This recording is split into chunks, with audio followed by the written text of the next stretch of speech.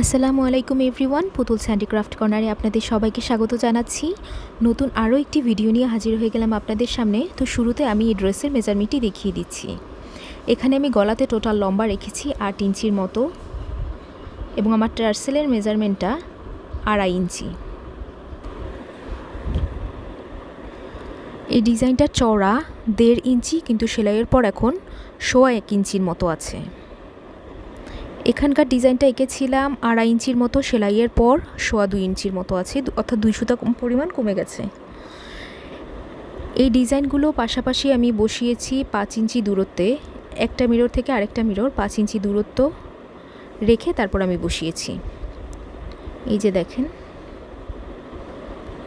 এবং লম্বায় দূরত্বটা রেখেছি 4 ইঞ্চি, অর্থাৎ পাশাপাশি 5 ইঞ্চি এবং লম্বা 4 ইঞ্চি গ্যাপ রেখে রেখে আমি এই মিররগুলো বসিয়েছি।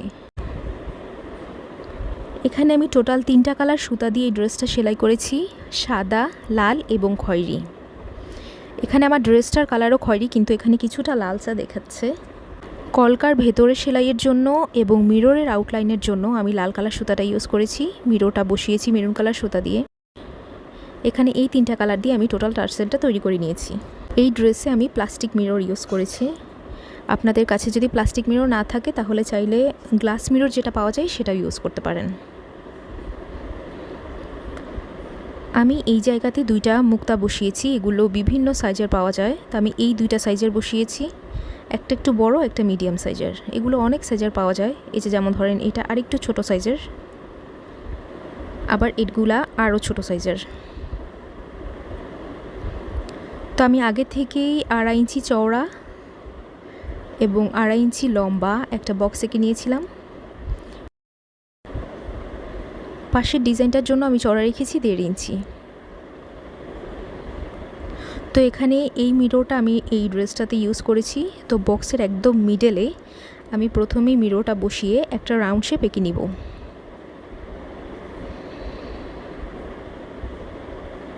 এখন এটার চারপাশ দিয়ে আমি ওভাল শেপের মতো হালকা করে দাগ দিয়ে নিব, যাতে করে আমার সবগুলো কলকার সাইজ একই রকম হয়।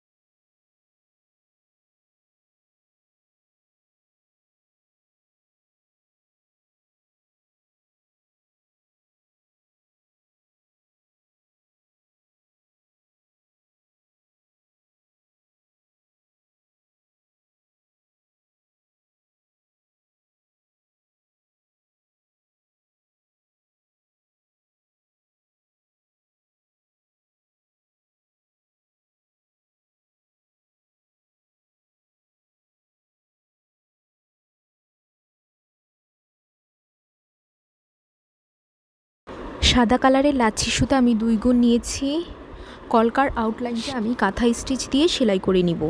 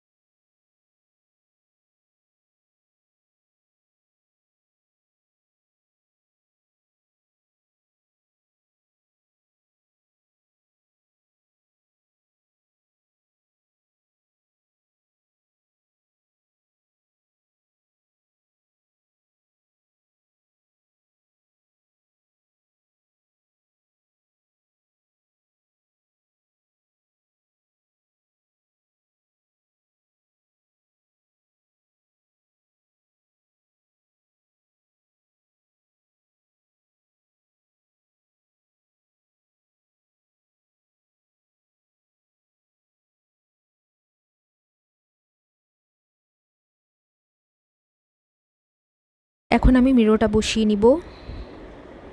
মিরোটা বসানোর জন্য আমি খয়েরি কালারের সুতা 2 গুণ নিয়েছি, এটাও লাচ্ছি সুতা।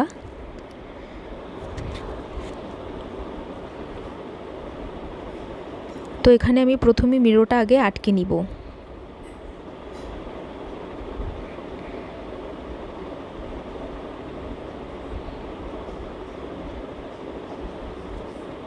এখন যে কোনো এক সাইড থেকে সুইটা আমি উঠিয়ে নিব এবং ছোট ছোট করে চেইন সেলাই দিয়ে নিব। তো এখানে আমার টোটাল 8টা অথবা 9টা এরকম চেন সেলাই দিতে হয়েছে, এটা মিররের সাইজের উপর ডিপেন্ড করে।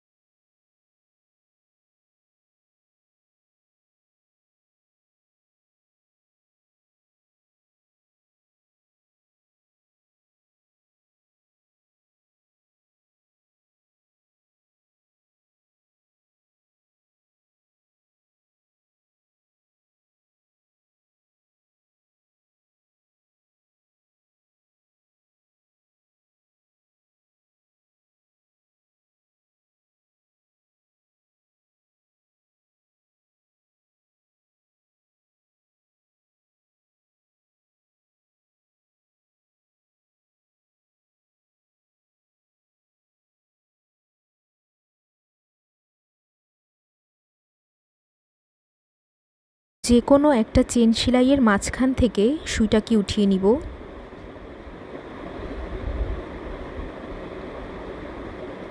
এবং পরবর্তী চেনের এই যে এখানে পরবর্তী চেনের মাঝখান থেকে আমি আবার সুইটাকে উঠিয়ে নিয়ে একবার করে সুতাটা মুড়িয়ে নিব। আবার পরবর্তী চেনের মিডল থেকে আমি সুইটাকে উঠিয়ে সুতাটাকে এইভাবে মুড়িয়ে নিব। এইভাবে আমি পুরো রাউন্ডটি কমপ্লিট করে নিচ্ছি।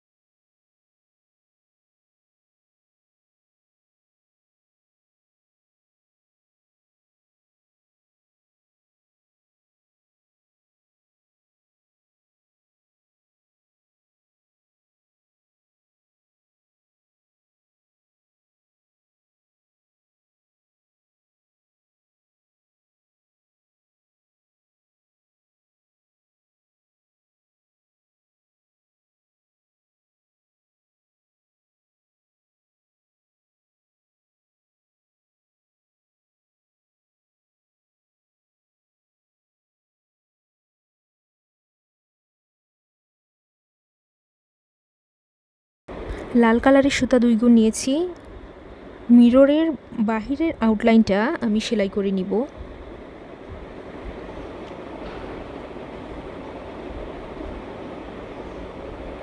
এই জায়গাটাতে আমি স্টেম স্টিচ দিয়ে নিব, এটাকে ডালফোর সেলাইও বলে।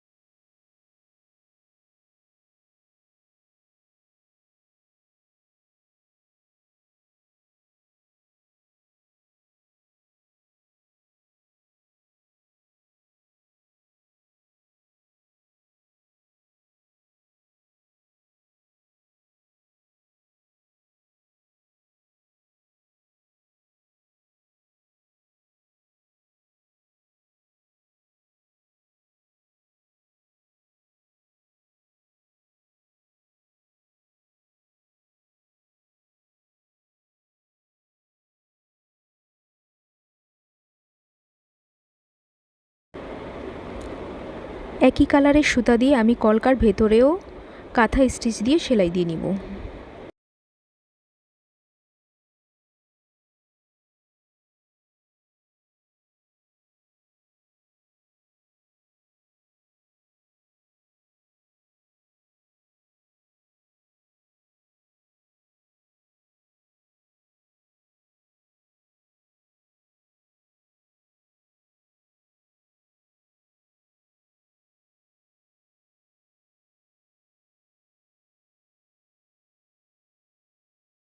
খয়েরি কালারের সুতা এখানে 4 গুণ নিয়েছি। এখন আমি টার্সেলটা তৈরি করে নিব।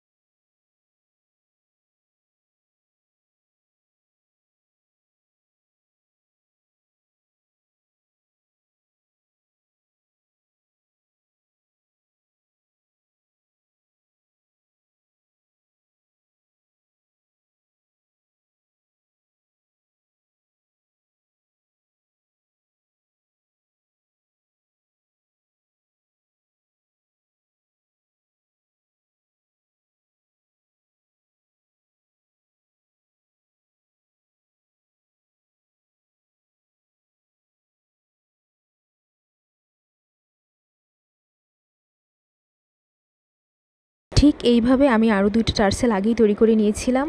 এখন আমি এই টার্সেলের মাঝখান দিয়ে নিচ থেকে সুইটাকে উঠিয়ে নিব। আগে ফাঁকা করে নিচ্ছি, একদম মিডল বরাবর সুইটাকে আমি উঠিয়ে নিব।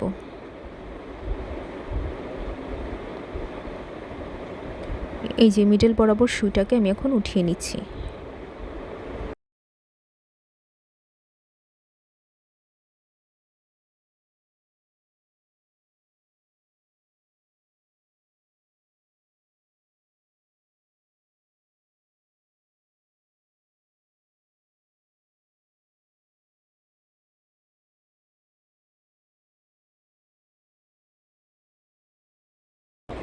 এখন এই জায়গায় একটা গিট দিয়ে নিব, যাতে করে এটা শক্ত হয়ে আটকে থাকে।